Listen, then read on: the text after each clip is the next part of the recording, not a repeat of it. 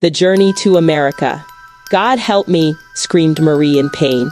In 2018, Jacob and Miriam Keto arrived in America on a one-year job contract, and with dreams of a change of environment for their two children, Anna, 8 years old, and Brian, 16 years old. They had left Uganda, place they called home. Uganda is a country where music, dance, and storytelling hold a central place in the community's soul. Uganda has deep respect for elders, strong family bonds, and the harmony of rural village life are cherished, reflecting Uganda's deep-rooted sense of unity and warmth. Jacob, a strong man with great passion, got a job transfer from his company in Uganda to work for a year in the United States. They were staying with an old friend, Susan, who welcomed them warmly. "It's good to see familiar faces," Susan had said with a smile. Susan had lived in America for years, and her children were doing well in their education. Jacob and his family moved in with her for a while before getting an apartment to stay. They put their children in school and were leaving the American dream, until one day, when they received a call from the company's headquarters in Uganda for their immediate return to Uganda. This was too sudden. They have only spent 4 months. Their children were already loving their schools. So they approached Susan, asking for her assistance with the children while they were gone. Miriam would come back after a month to stay for a while with the children. So they agreed and went back to Uganda, leaving Anna and Brian with Susan. "We will be back soon," Jacob promised as they prepared to leave. "Susan will take care of you." Anna was upset but nodded, while Brian, though more composed, was silently anxious about the change. A month later, COVID-19 struck. All airports around the world were shut down, no flying in and out of any country. Miriam tried at all means to travel to the US to see her children, but all her efforts failed. She called the American embassy for assistance, but they were closed until further notice. Miriam and Jacob's only way of communicating with their children was through phone calls and text messages. This was not easy on them at all. Months turned into a year, and soon, communication between Jacob, Miriam, and their children became strained. With the time differences, work, and financial stress, Jacob and Miriam could not afford long-distance calls daily. Anna's once cheerful nature started changing. Susan would call Miriam frequently, her voice tense on the phone. "Anna is becoming too stubborn. She's talking back and refusing to do chores. It's becoming hard to manage her, Miriam. The other day I told her to always wash her plates after she eats. She looked at me and walked away. Most of the time after coming back from school, she would lock herself inside the room, not talking to anyone." I received a call from Brian's high school. The principal told me Brian had been skipping classes, always in the restroom with his friends to smoke, and sometimes beat up other students. "This," said Susan, "was not the first time. Miriam, I have my own children to focus my undivided attention on. I have tried enough for you and your husband. But I think you guys are taking me for granted. You need to come for your children. Airports are reopened for operations. Please just be here as soon as possible to pick your children." Miriam would listen, heart heavy. Thousands of miles away, she felt powerless. "Please, Susan, just be patient with them. I will call them. We will figure it out." But Susan's patience was wearing out. One day, during one of their brief calls, Susan finally snapped, "Miriam, I don't think I can take care of her anymore. Brian is skipping school, hanging out with questionable friends, and has no respect for authority. And Anna is no better." Miriam was crushed. She wanted to be there for Brian and Anna, to hold them and guide them. But how could she do that from Uganda? She called Brian and begged him to focus on his studies. Miriam was crying and begging her son to be a changed person. She told him that he is her only hope, and if there was a way for her to be in the United States at that moment, she would have done so. "Please, my son, the first fruit of my womb, the hope I cling to, please change your ways. Don't waste this great opportunity. Uganda is not easy. All your friends wish to be where you are. Why would you want to destroy that? Please, Brian, please." In Uganda, Miriam applied for a US visa, but was told no date available soon to pick for her interview. This left Miriam depressed, but she kept on praying to God for help and guidance. That day, Anna, who was 11 years old, called her mom, lamenting about the harsh conditions Susan and her children subjected her to. "Mom, Whenever they were talking to their mom in the room, as soon as I walked, they would turn towards me and shout at me to get out of the room. Mom, I am lonely. I am treated like an outsider. When are you coming to pick us up? I want to go home, Mommy. Miriam would cry and cry every day. She wants them to have the best. Telling them to come back to Uganda at this time is not the best. Meanwhile, Brian was facing his own set of problems.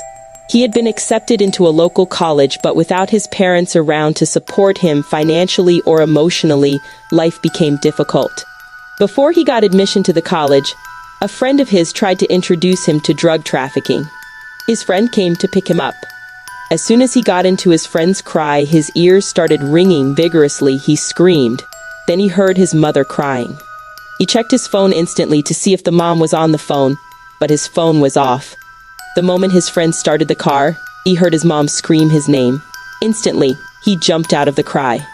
At that moment, he knew his mom was against him taking that path of making quick money. One night while in college, he called his dad on the phone, desperation evident in his voice. Dad, I don't have a stable place to stay. I'm doing well in school, but I'm barely getting by. I can't even afford textbooks. Jacob, overwhelmed by the mounting problems back in Uganda, felt helpless. I will send what I can, son. Just hang in there. But money was tight, and sending funds across continents was a slow process. Brian felt increasingly isolated, with the weight of his parents' absence growing heavier each day. As the years passed, the emotional gap between the Katos and their children widened.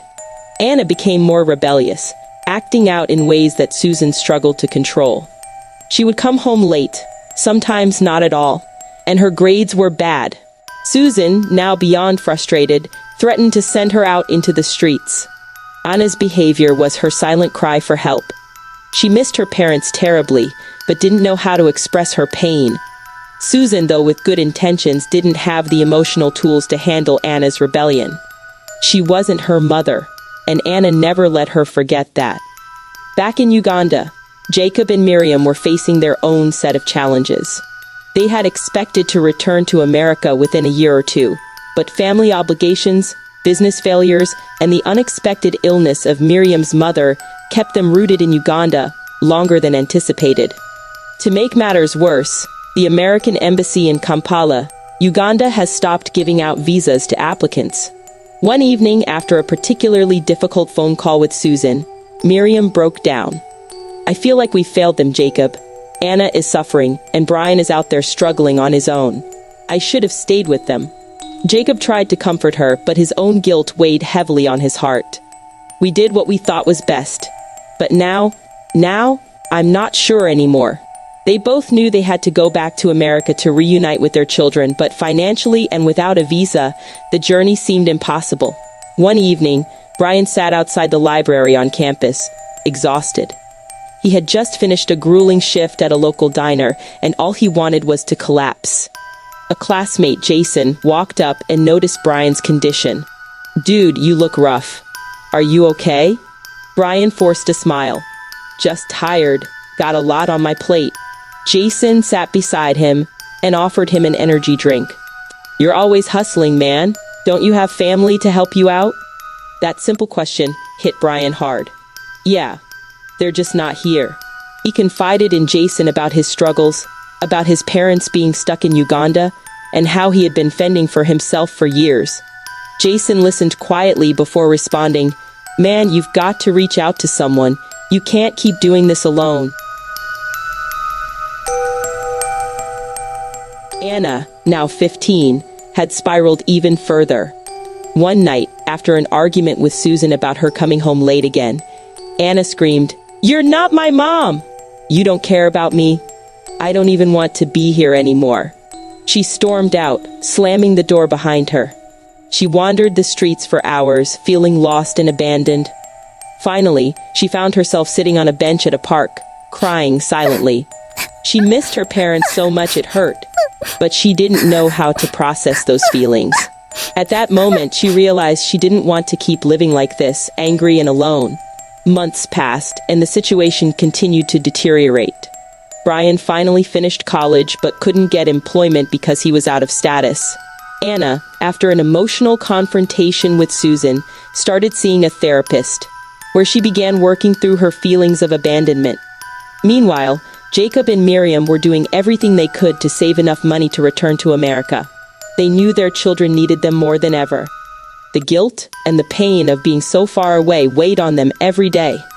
Finally, in 2024, after 5 long years, Jacob and Miriam managed to return to America. When they saw their children again, the emotional reunion was overwhelming.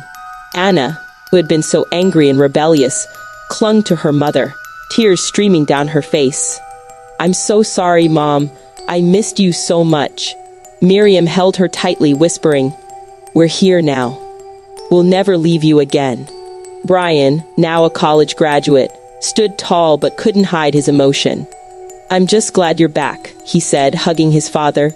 The years of separation had taken their toll, but now that they were together again, the Cato family began to heal. Jacob and Miriam apologized for their absence, explaining the challenges they had faced. They worked on rebuilding their relationship with their children, this time as a united family. Lesson learned. A lot of children sent abroad by their parents always face many challenges. They feel rejected and abandoned. These usually lead to anxiety, mental issues, depression, and many more. Father in Nigeria, mother in the UK, ST child in Canada, ND child in China, R&D child in the US, and the TH child in Australia. Please, dear parents, keep your family together. If the foundation be destroyed, what can the righteous do? Psalm 11:3.